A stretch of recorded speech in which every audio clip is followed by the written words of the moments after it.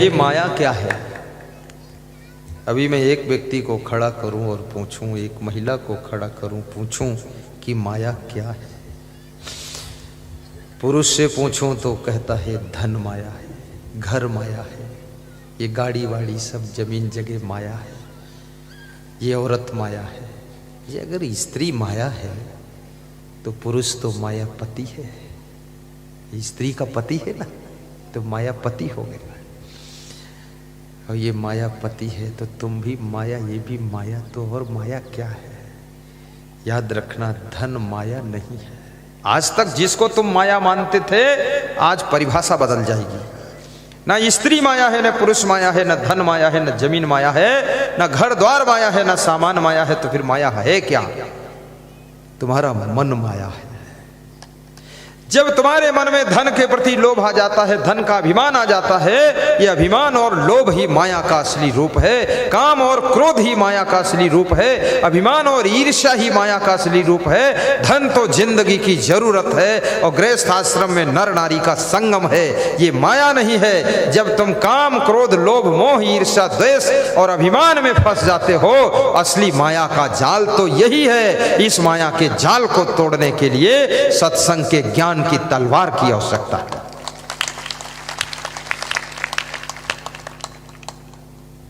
धन तो सबके पास है, लेकिन जिनको धन के प्रति लोभ है तो समझो माया में फंसे। किसी के 200 रुपये गिर गए, तुमने पा लिया, उठा लिया, आकर अनाउंस करा दिया कि किसी का 200 रुपया गिरा है, ले लो, तो समझ लो तुमने माया को जीत लिया है। और किसी के 200 रुपये गिर गए, तुमने उठा लिया, जेब में रख लिया, चुपचाप धर लिया, किसी को नहीं बताया, घर लेकर चले गए, खुश हो रहे हो कि 200 रुपये मिल गए, तो तुम समझो माया के गुलाम हो और माया में फंस चुके हो, क्योंकि तुमको लोभ आ गया है। ये लोभ ही माया का असली रूप है। जब तुम लोभ को जीत लेते हो तो तुम माया जीत हो जाते हो, और जब लोभ में फंस जाते हो तब तुम माया के गुलाम हो जाते हो। आप कार में चलते हो, ये गाड़ी घोड़ा माया नहीं है, लेकिन गाड़ी का अभिमान माया है। अगर गाड़ी में बैठकर ऐंठ आ रही है कि मेरे पास गाड़ी है, तो समझ लो माया के तुम गुलाम। गाड़ी की क्या जिंदगी है, एक सेकंड में एक्सीडेंट हो जाए, न गाड़ी रहेगी, न गाड़ी में बैठने वाले रह जाएंगे। क्या अभिमान करते हो।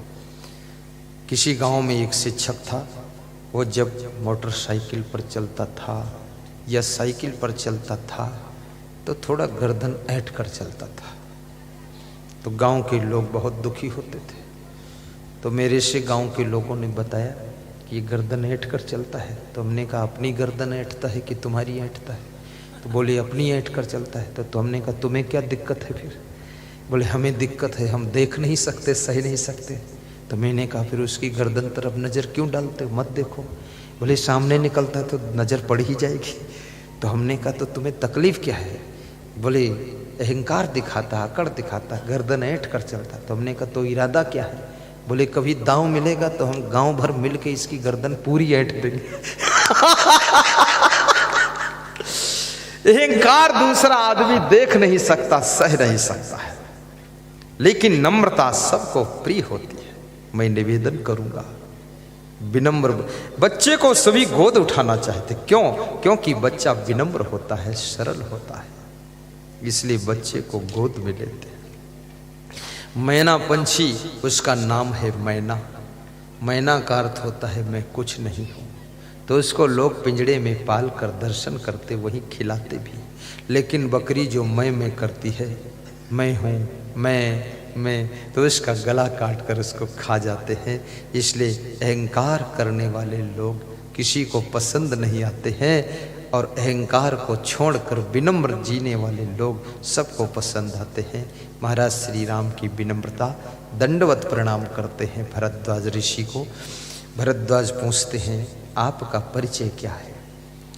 भगवान श्री राम कहते हैं मैं महाराजा दशरथ पुत्र राम हूँ, अयोध्या से आया हूँ। अच्छा तुम राम हो, नाम सुन चुका हूँ। ये साथ में और कौन है? ये मेरा अनुज भ्राता लक्ष्मण मेरा भाई है। और ये नारी कौन है साथ में? ये मेरी भार्या सीता जी है, ये मेरी भार्या है। भार्या शब्द का प्रयोग किया है। शब्द कहाँ, क्या, कब, कैसे बोलना चाहिए, शब्द का भी बहुत बड़ा प्रभाव होता है। शब्द समारे बोलिए, शब्द के हाथ न पाऊं, एक शब्द औषधि करे, एक शब्द करे घाव। मैं निवेदन करूंगा, घर में पहली बात कम बोलना चाहिए।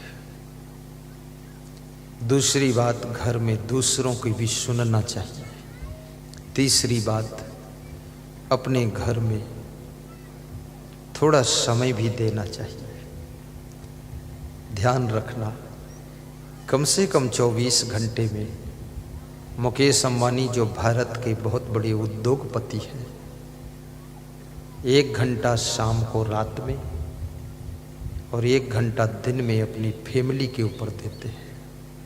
फैमिली को टाइम देते हैं, बात करते हैं, प्रेम करते हैं।